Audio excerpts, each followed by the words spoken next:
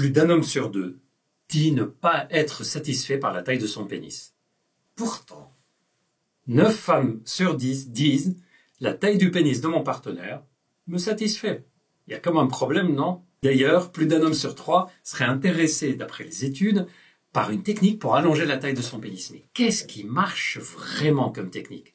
Toutes les réponses dans cette vidéo. Bonjour tout le monde et bienvenue dans cette nouvelle vidéo et bienvenue sur notre chaîne Charles.co. Merci à tout le monde, les anciens et les nouveaux, de nous suivre. N'hésitez pas à vous abonner si vous n'êtes pas encore abonné. En tout cas, merci tout le monde d'être là, de regarder et de nous suivre. Charles.co, c'est une chaîne YouTube, bien sûr, mais c'est aussi et surtout une plateforme de téléconsultation, en particulier pour des troubles sexuels masculins.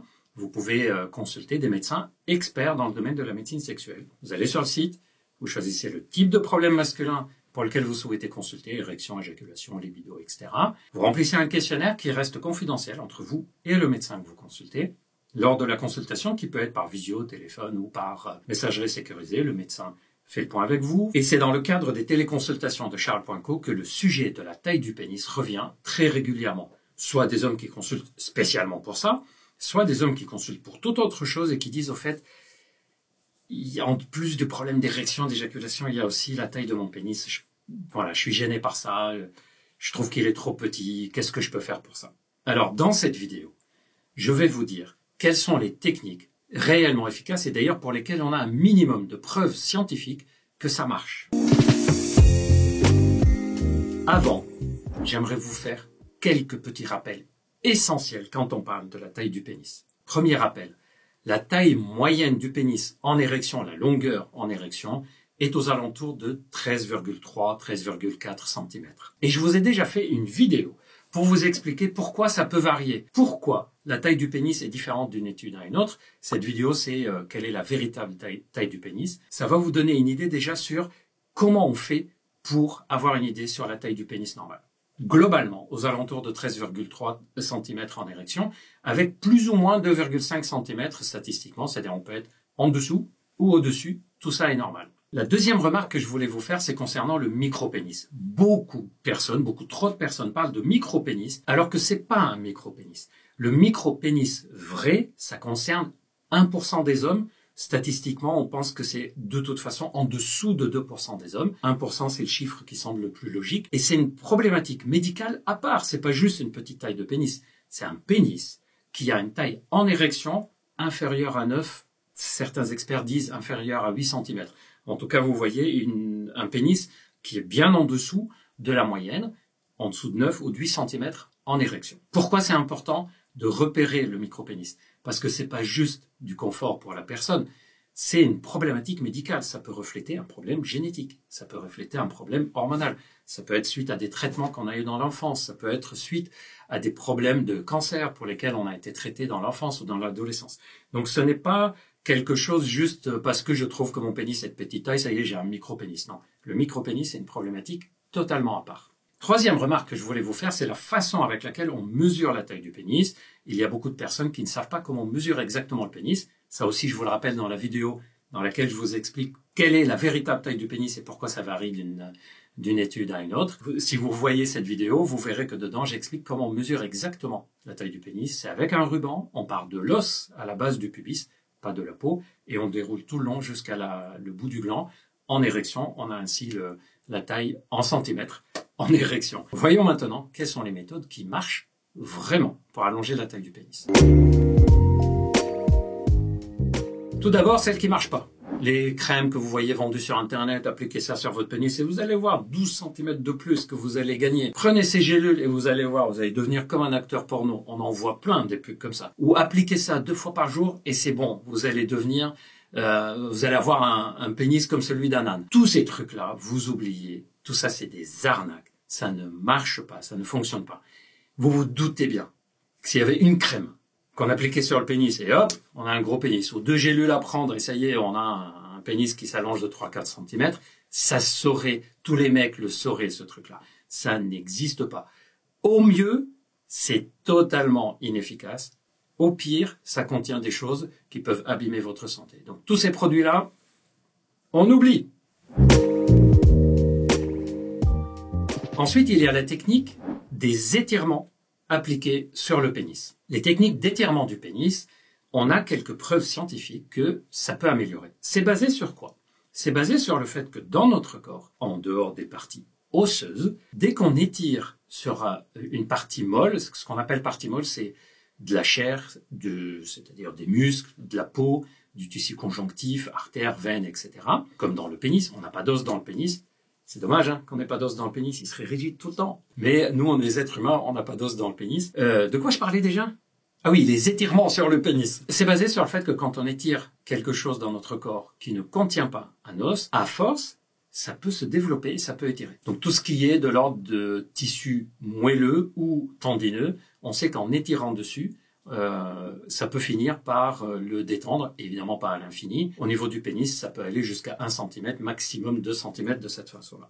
Mais pour que ça marche, c'est assez contraignant. Il faut que ça soit quelque chose de durable. Vous vous doutez bien, par exemple, pour le lobe d'oreille, si je porte une boucle d'oreille une demi-heure par jour, c'est pas ça qui va allonger mon lobe d'oreille. Par contre, si je porte une boucle d'oreille tous les jours pendant des mois, c'est ça qui va allonger la taille de l'oreille. Donc, ça doit être consistant et prolongé. Par exemple, avec le vacuum, les appareils qu'on met où on fait le vide et on étire le pénis. On sait que c'est quelque chose qui peut jouer sur la taille du pénis, mais à condition de l'utiliser plusieurs fois par jour et qu'à chaque fois on l'utilise, on laisse étirer pendant au moins une demi-heure pour que ça ait une conséquence.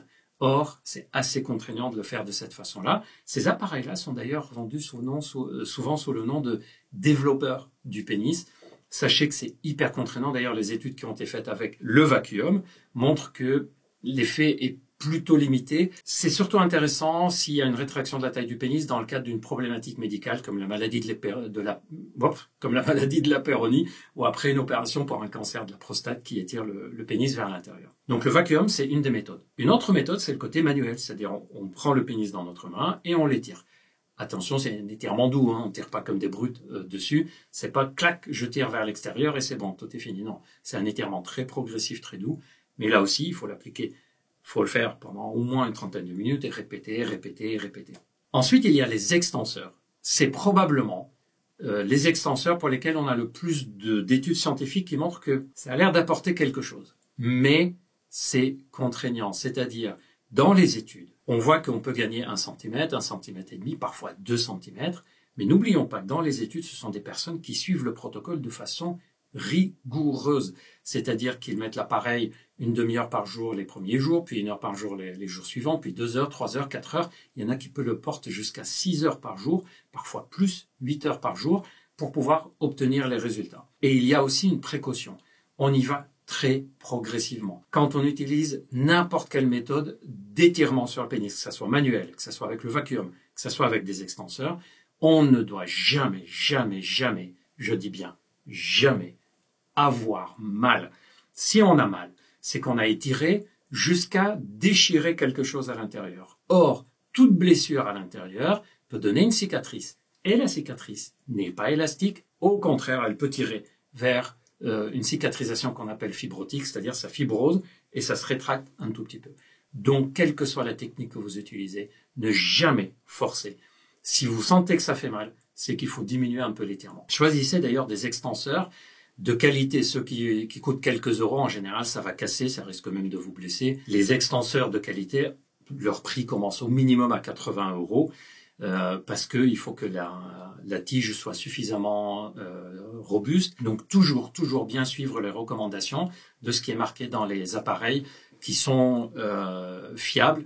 Les appareils à quelques euros en général, les résultats sont pas terribles. Ça coûte cher d'allonger la taille du pénis. Et mon petit conseil personnel, là ce que je vais vous dire, c'est pas dépendant des études qui ont été faites, mais plutôt par expérience, puisqu'on sait ce qu'on fait dans les maladies de Peyronie, dans certains cancers, dans certaines chirurgies de la verge. On connaît un peu le fonctionnement des médicaments, etc. en tant qu'expert, et c'est un avis personnel. Si vous utilisez les extenseurs et que vous voulez avoir les meilleurs effets, il faut non seulement avoir de la patience, répéter et attendre dans le temps et laisser le plus longtemps possible dans la journée, mais vous pouvez aussi rajouter la prise de produits qui peuvent favoriser l'oxygénation, la cicatrisation au niveau du pénis. Pourquoi ? Parce qu'en étirant dessus, bien sûr, il faut aussi que les veines et les artères suivent. Il faut que le sang arrive de façon correcte. Et on peut utiliser certains produits qui aident, à mon avis, à améliorer. Il y a par exemple la L-arginine qui aide les artères à cicatriser. Et donc, ça peut favoriser l'entrée de sang et l'oxygénation dans les microcirculations sanguines. Ou parfois, des toutes petites doses de tadalafil. C'est un des médicaments de l'érection. C'est simplement lié au fait que les médicaments de l'érection aident à congestionner le pénis avec du sang. Et ça peut être intéressant quand on veut augmenter la taille du pénis, mais à toute petite dose, simplement pour aider la cicatrisation. C'est un avis d'expert personnel. Je vous ai promis sur notre chaîne que quand je vous dis des choses qui sont prouvées scientifiquement, je vous dis voilà ce que les études montrent. Quand je vous dis quelque chose qui est recommandé, je vous dis voilà ce qui est recommandé. Quand c'est un avis d'expert, je vous dis ça c'est mon avis d'expert. Et là je viens de vous donner mon avis d'expert personnel. Autre méthode qui est utilisée, c'est les injections. Alors souvent, c'est pour augmenter la circonférence, le volume et pas la longueur du pénis. Je vous le déconseille. C'est une technique qui n'est pas du tout mise au point. Il n'y a pas de consensus dessus.